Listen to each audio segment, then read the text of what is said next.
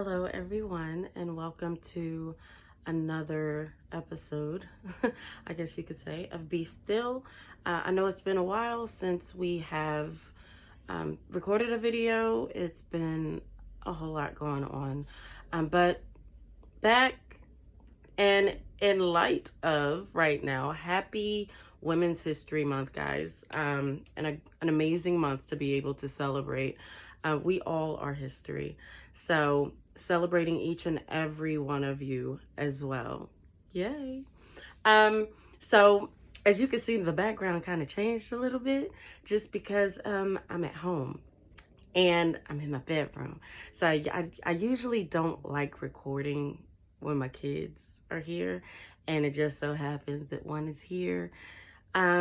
So I came into like a somewhat of a place of solitude. So if you hear like a siren or two in the background, my bad. I live in the city. So you might hear a siren, a horn, a car alarm, whatever it may be. You might hear that because my bedroom is facing the street.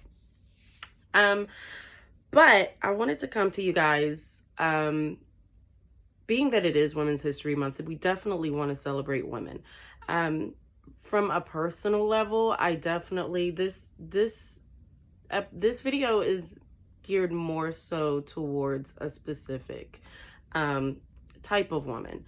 So the woman that I want to celebrate, and I look, my hat goes off to any woman, any mother, grandmother, caregiver, aunt, whatever it may be, of a child with a disability.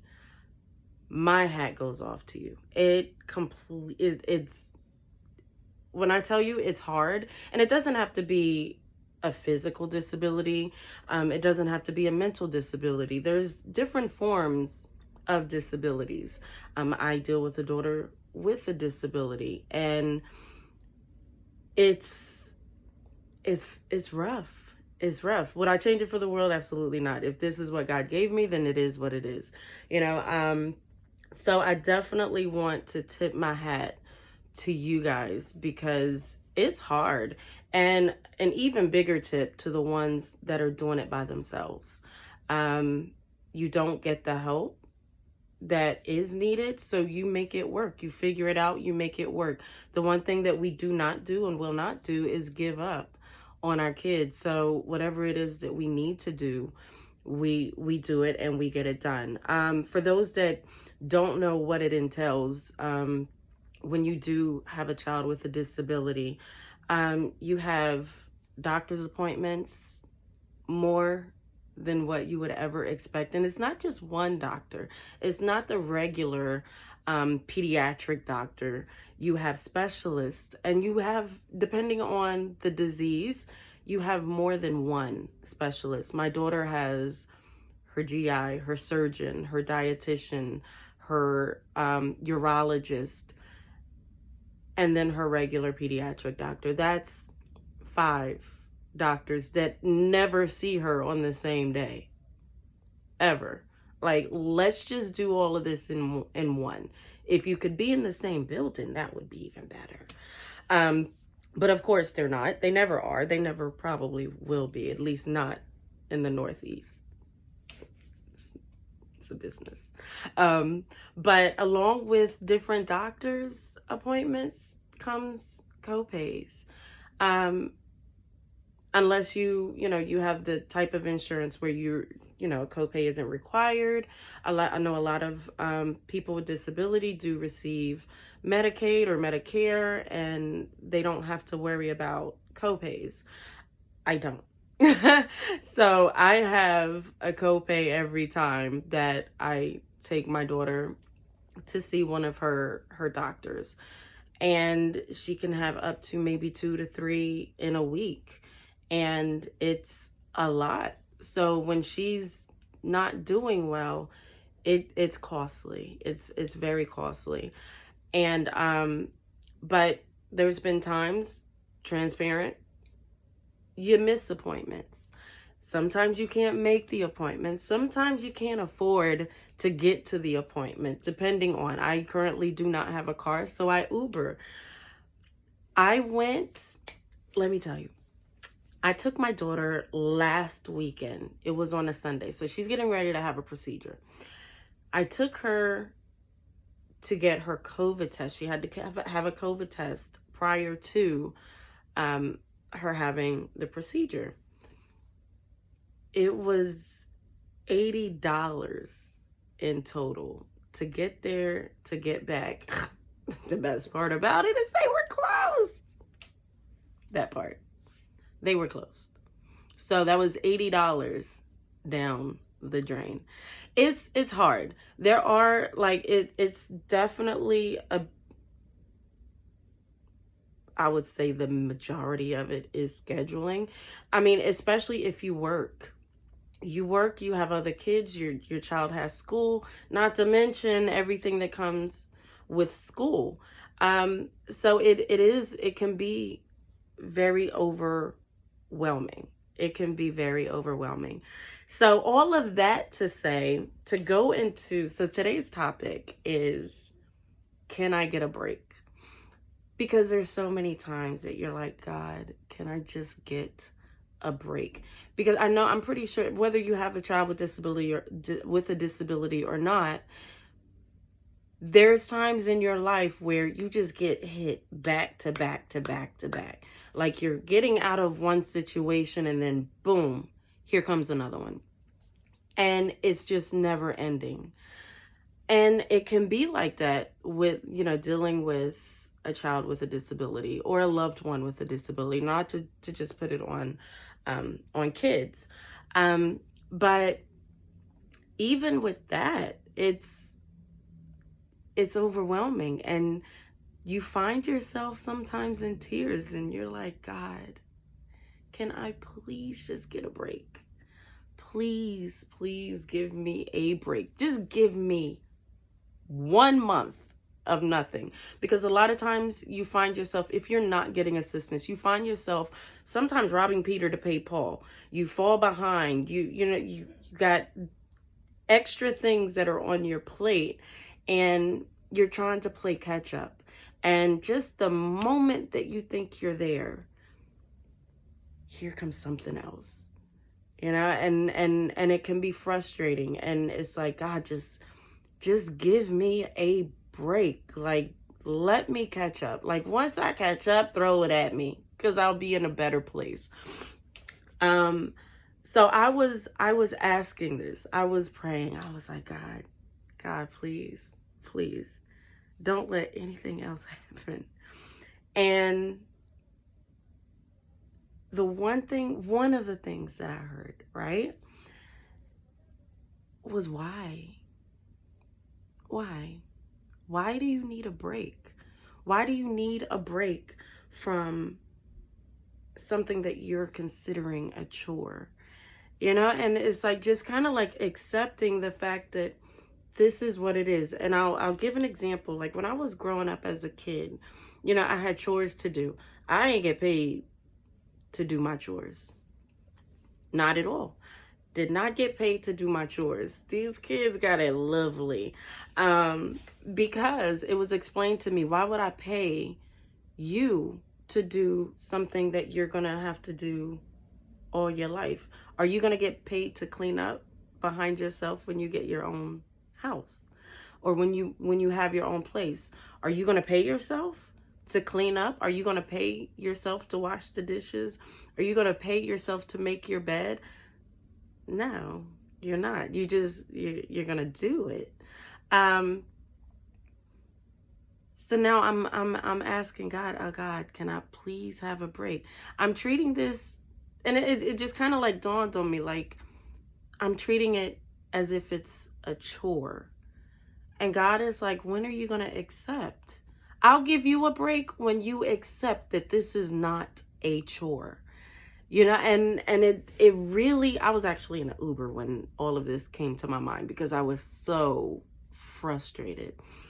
When you realize that this is not a chore is when I will give you a break. When you realize that this is your life, I created you for this moment. Everything that you went through in your life was for this moment. I molded you into this strong woman for this moment, to teach a young lady how to be a strong woman. What, and that was another thing I heard. What about her? What about her? Through everything that my daughter has gone through, I don't think I've ever heard her complain. With having the ostomy bag, she accepted it, lives with it, doesn't care, and never did she complain about it. And here I am complaining about getting a break. What about her? She's the one that's like really going through it. Like, she'll never get a break from this. This is her life, and you're going to be selfish and ask for a break? Nope. You want to be the ride or die? This is your ride or die moment. You live it out with her. And I am completely okay with that. Completely okay with it. I might just complain a little bit every now and then, but he'll bring me back. He'll bring me back. He'll bring my focus back. Also, it's also like, another thing is, it's kind of a teaching moment for me, like God teaching me. And I know I never really talk about God. Let's point that out. I never really do, but lately I've been doing some soul searching, a little bit of digging on myself, and have really come to like stop running from him, because I'm not gonna lie, that's what I've been doing for like the past few years. And there's more to that story that I'll get to on another show. But for now, it's also a teaching lesson for me. And maybe you need to budget a little bit better. Maybe you don't need to be buying this, buying that, buying this, buying that, eating this, eating that, which I really don't. I don't eat out a lot.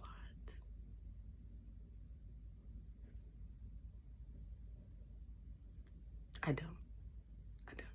don't. But maybe it's about scheduling. Maybe if you schedule a little bit better, maybe if you wrote stuff down. God, I'm really bad at writing things down. I'm really horrible at it. I feel like I think I'll remember, but I'm the type of person that'll walk out of the room and forget why I walked out of the room, walk back in the room, still not remember, then walk out the room and remember why I walked out the room. That's me. So I don't know why I think it's a good idea to not write stuff down. And if I do write it down, I'm so not organized, and I'll lose it. I'll forget where I put it just because I don't remember anything.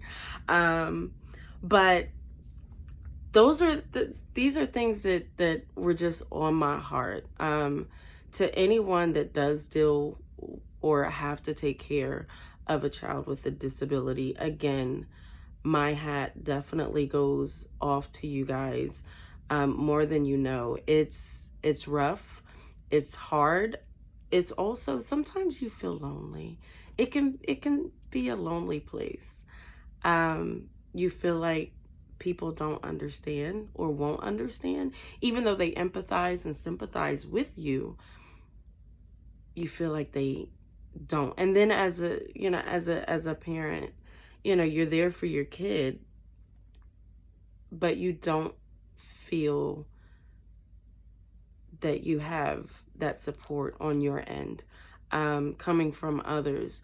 It can be a lonely place. I've been there, and it sucks. It sucks. Which is why definitely use this channel, use this platform to reach out if you need to talk. Y'all know I love to talk. I'll talk it out with you. I'll be there regardless of whether virtual is great. It opens so many doors for so many people. But definitely a lonely place, and I would just encourage anyone that feels alone to find that support system. And I know that that's harder. It's harder said than done, just because I've been there. But definitely find that support system. Be there for your child. We are our child's mouthpiece. We are their greatest gift. Um, so to all mothers, happy Women's History Month. To mothers dealing with that do have children, I hate to say dealing with because it's not like you're dealing with it. It's just you have children with disabilities. My hat does go off to you. This is hard. I've been dealing with it for 6 years. And there's mothers that have been dealing with it from the moment that their child was born. So I can't imagine like that. I've been going through 6 years of it, and you have more years than me. But not to say that to sound as if it's a bad thing or it's a burden. These kids are the biggest blessings in our lives. And I say that because I really feel like they keep us grounded, at least for myself. My daughter definitely keeps me grounded. She keeps me focused. She keeps me in a place where I know that I have to be there. Because of her, I started going to the gym and working out because I know I need to be in her life. I need to be there.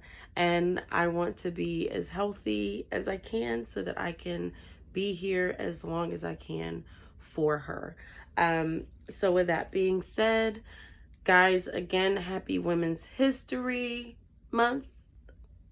I feel like people celebrate Women's History Month, but they celebrate only particular women. We're all great. Celebrate yourself. Let's celebrate ourselves. It's our month. I mean, we should be celebrated all year, but it's our month. Let's celebrate and be still. See y'all later.